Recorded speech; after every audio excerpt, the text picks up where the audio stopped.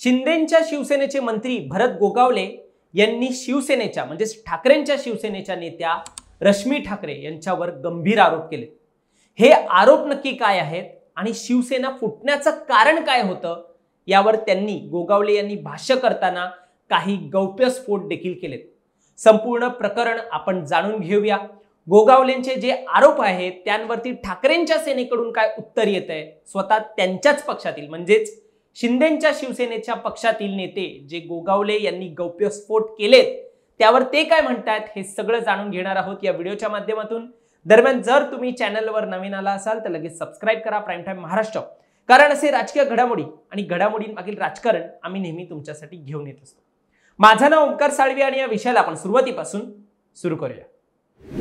भरत गोगावले, आता रायगडमध्ये काय राजकारण सुरू आहे आणि त्यात ते कसे चर्चेत आहे हे आपल्याला माहितीच आहे।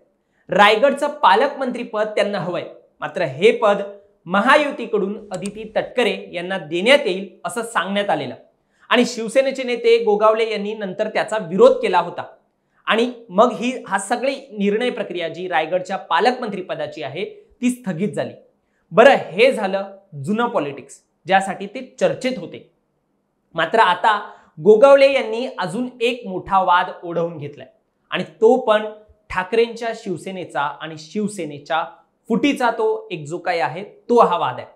या सगळ्याची सुरुवात होते भरत गोगावलेंच्या एका मुलाखतीपासून। या मुलाखतीत काही महत्त्वाचे गौप्यस्फोट ते करतायत, ज्या वेळेस शिंदेंच्या नेतृत्वात संपूर्ण बंड करण्यात आलेलं आणि 40 आमदारांनी जो उठाव केला होता तो एका विशिष्ट व्यक्तीबद्दल मनात राग ठेवून हा संपूर्ण बंड केला अशी त्यांची एक दावा आहे, त्यांची माहिती अशी त्यांनी दिलेली आहे एका मुलाखतीमध्ये। त्यांनी यावर नक्की काय म्हटलेलं आहे ते सांगतोच, पण छगन भुजबळ आणि नारायण राणे यांच्याबद्दल देखील त्यांनी एक मोठा गौप्यस्फोट केलाय। त्यामुळे हे प्रकरण जाणून घेण्यासाठी व्हिडिओ शेवटपर्यंत पहा। भरत गोगावले यांनी ज्या व्यक्तीचा विशिष्ट व्यक्तीबद्दल मनात राग ठेवून हा संपूर्ण बंड झाला त्याबद्दल बोलताना रश्मी ठाकरे यांचं नाव घेतलंय। यावर त्यांनी सविस्तर बोलताना म्हटलं की बाळासाहेब आमचे सगळ्यांचे शिवसैनिकांचे ते दैवत होते।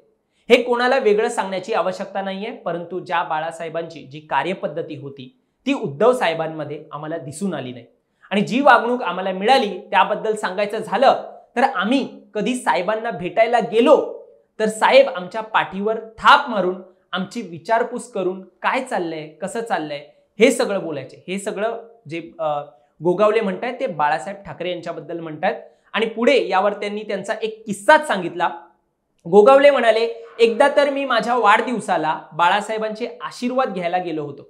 त्यावेळेला आम्ही सगळे पदाधिकारी शिवसेनेचे खाली बसलो होतो, मी पण बसतच होतो की तेवढ्यात बाळासाहेबांनी मला सांगितलं खाली नाही बसायचं, इथं माझ्या बाजूला बसायचं, मी खुर्ची देणार आणि घेणार पण मीच आहे। सगळे कार्यकर्ते तिकडे होते आणि यात हा आपुलकेपणा त्यावेळेला आम्ही अनुभवला, म्हणून आम्ही बाळासाहेबांचे सच्चे शिवसैनिक होतो।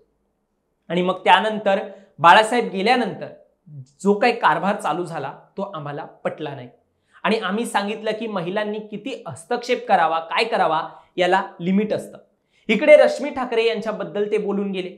त्यावेळेला जर शिंदे साहेबांना आघाडीमध्ये मुख्यमंत्री पद दिलं असतं तर फार वेगळं चित्र घडलं असतं, परंतु ते झालं नाही आणि त्याचबरोबर आदित्य यांना मंत्रीपद दिलं गेलं आणि ते तर कुठल्याच शिवसैनिकाला पटलं नव्हतं।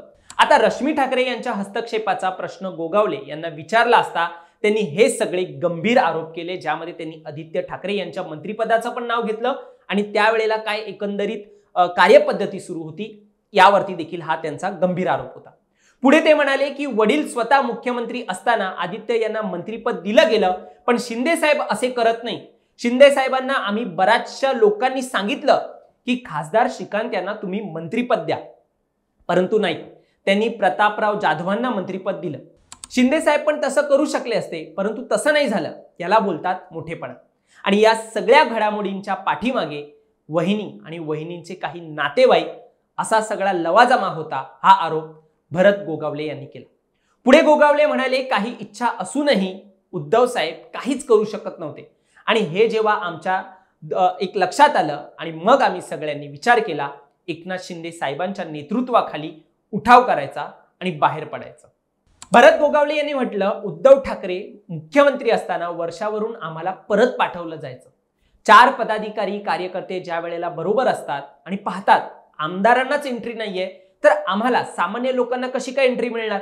आता जशा काही एंट्र्या आत्ता चालू आहेत त्या जर पहिल्या ठेवल्या असत्या तर असे प्रकार घडले नसते, असं गोगावले म्हणाले.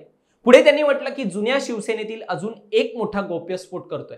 गोगावले म्हणाले, नारायण राणे साहेबांचे मित्रमंडळी आणि आमच्या काही चर्चा सुरू होत्या आणि सगळे तयार झाले होते की नारायण राणे साहेब जर परत येत असतील तर त्यांना पक्षात शिवसेनेत घ्यावं, जेणेकरून काय होईल तर कोकणामध्ये महाराष्ट्रामध्ये त्यांचं वेगळं वलय आहे आणि मुख्यमंत्री असताना त्यांनी प्रचंड लोकांना मदत केली आहे आणि त्यांना मानणारा एक वर्ग आहे, परंतु कुठे काय माशी शिंकली हे आम्हाला कळलंच नाही.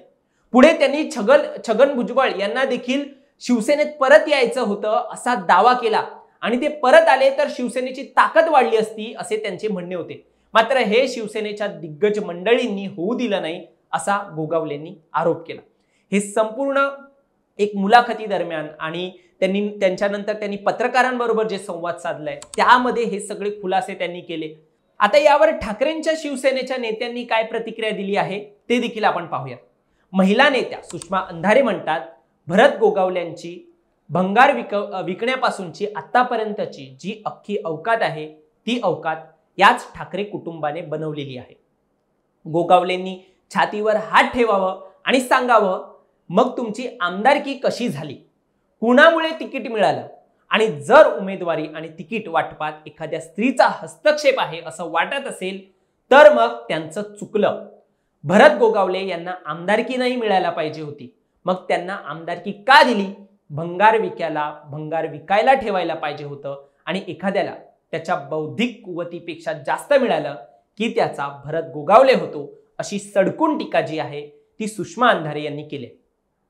पुढे ते असंही म्हणाल्या की एवढा बायकांवरती आरोप करण्याचा नाद असेल तर भरत गोगावलेंना अदिती तटकरे नावाच्या एका बाईंनी कसे नाकी नऊ आणलेले आहेत आणि तुम्हाला मंत्रीपद सुद्धा त्यामुळे मिळत नाहीये, त्याचं काय करणार आहात ते बोला तुम्ही.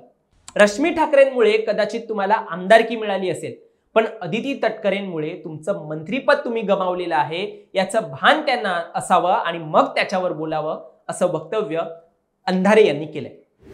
व्हिडिओच्या शेवटीला काय तर रश्मी ठाकरे यांच्यामुळे एकनाथ शिंदे यांना मुख्यमंत्री पद मिळालं नाही असं सांगण्याचा प्रयत्न सध्या एकनाथ शिंदे यांची शिवसेना करते आणि त्यात भरत गोगावले आघाडीवर आहेत. मात्र त्यांच्या टीकेला महायुतीमधून अजूनपर्यंत तरी तितकासा प्रतिसाद आलेला नाहीये. भुजबळ यांच्या शिवसेनेत परत येण्याबाबत जे गोगावले यांनी वक्तव्य केलेलं त्यावर स्वतः भुजबळ यांनी गोगावलेंचा दावा खोडून लावलेला आहे.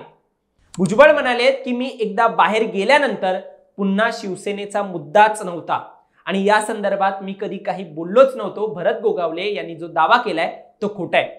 गेले 35 वर्ष शिवसेनेत कोण निर्णय घेते हे मला माहित नाहीये आणि मी होतो तेव्हा बाळासाहेब ठाकरे स्वतः निर्णय घ्यायचे, हे वक्तव्य होतं स्वतः भुजबळ यांचं. यावर शिंदे सेनेचे नेते उदय सामंत यांना देखील भुजबळ यांच्या संदर्भात विचारलं असता महायुतीतील नेत्यांवर बोलण्याचा मला अधिकार नाहीये आणि ही माहिती त्यांना कुठून मिळाली आहे हे देखील त्यांना माहित नसल्याचं मंत्री सामंत म्हणाले. पुढे ते याबाबत काय ती माहिती आहे ती गोगावले यांच्याकडून सामंत घेणार आहेत. ठाकरेंच्या शिवसेनेचे नेते भास्कर जाधव यांनी तर हे सगळे उडाणटप्पूचे आरोप आहेत असं वक्तव्य केलंय, त्यामुळे त्यावर ते देखील काही बोलले नाही. संपूर्ण आरोप प्रत्यारोपांच्या फेरीत सुरू असलेल्या या प्रकरणाबद्दल तुम्हाला काय वाटतं हे तुम्ही देखील आम्हाला कमेंटमध्ये सांगा आणि असेच राजकीय घडामोडी पाहण्यासाठी सबस्क्राईब करा प्राईम टाइम महाराष्ट्राला. धन्यवाद.